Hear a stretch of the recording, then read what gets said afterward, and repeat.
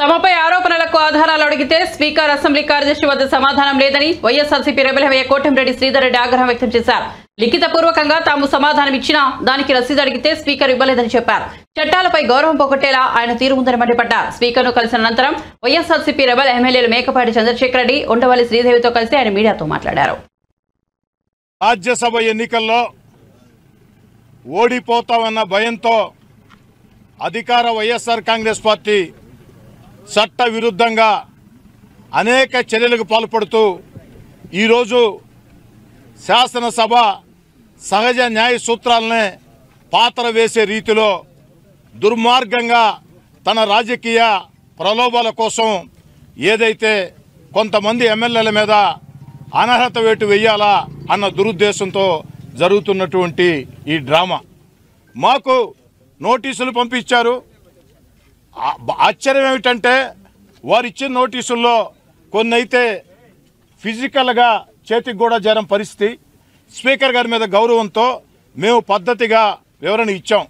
మాకు 4 వారాల సమయం కావాలి, ఏదైతే మా మీద చేసినటువంటి ఆరోపణలు ఉన్నాయో వాటికి ఆధారాలు కావాలి, ఒక విధానం అని స్పష్టంగా చెప్పడం జరిగింది.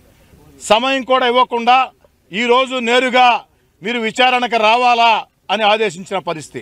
మేమందరం కూడా నేరుగా హాజరు కావాలంటే రావడం జరిగింది. మాకు సమయం కావాలా, అదేవిధంగా మా మీద ఎవరైతే ఆరోపణలు చేశారో వారు ఏం ఆరోపణలు చేశారు అని మీరు చెప్తున్నారు, కానీ దానికి ఆధారాలు కూడా మీరు ఇవ్వాలంటే సమాధానము చెప్పలేనటువంటి పరిస్థితి.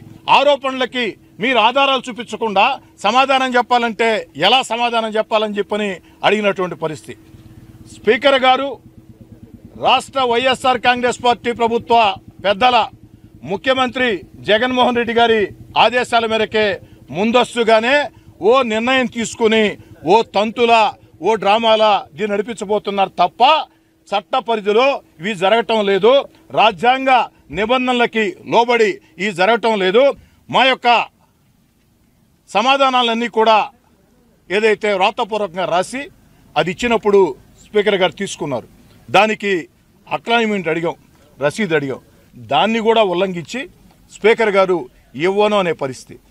ఇక మాకుండే మార్గం రెండే రెండు.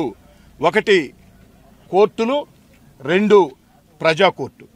భారతదేశ పార్లమెంటరీ ప్రజాస్వామ్య వ్యవస్థలో ప్రజా కోర్టులే అంతం, ప్రజలే న్యాయ నిర్ణేతలు. కాబట్టి అటు కోర్టుల్లో ప్రజా కోర్టుల్లో రెండిట్లో కూడా ఈ యొక్క వైఎస్ఆర్ కాంగ్రెస్ పార్టీ ప్రభుత్వ వ్యవహార శైలిని ఎండగడుతామని తెలియజేస్తున్నారు.